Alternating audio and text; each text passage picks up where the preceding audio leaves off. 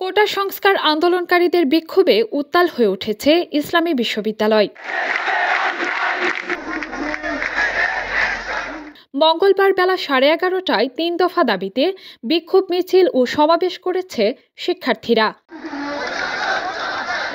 ক্যাম্পাসের বটতলা থেকে বিক্ষোভ মিছিল বের হয়ে উপাচার্যের বাসভবন, আবাসিক হলসমূহ ও ক্যাম্পাসের বিভিন্ন গুরুত্বপূর্ণ সড়ক প্রদক্ষিণ শেষে মৃত্যুঞ্জয়ী মুজিব মোরালের পাদদেশে সমাবেশে মিলিত হয়। এতে সহস্রাধিক শিক্ষার্থী অংশ নেয়।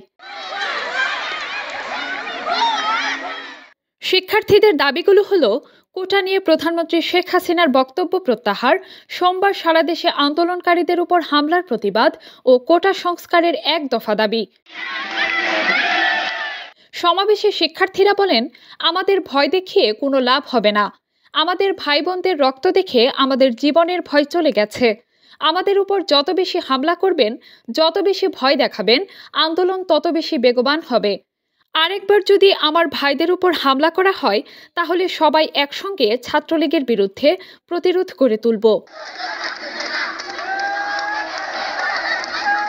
সমাবেশে অর্থনীতি বিভাগের সহকারী অধ্যাপক ফারহানা তানজিম তিতিল শিক্ষার্থীদের দাবির সঙ্গে একাত্ম পোষণ করে বলেন, কোটার যৌক্তিক সংস্কার হওয়া দরকার। আমি তোমাদের দাবির সঙ্গে একাত্ম পোষণ করছি।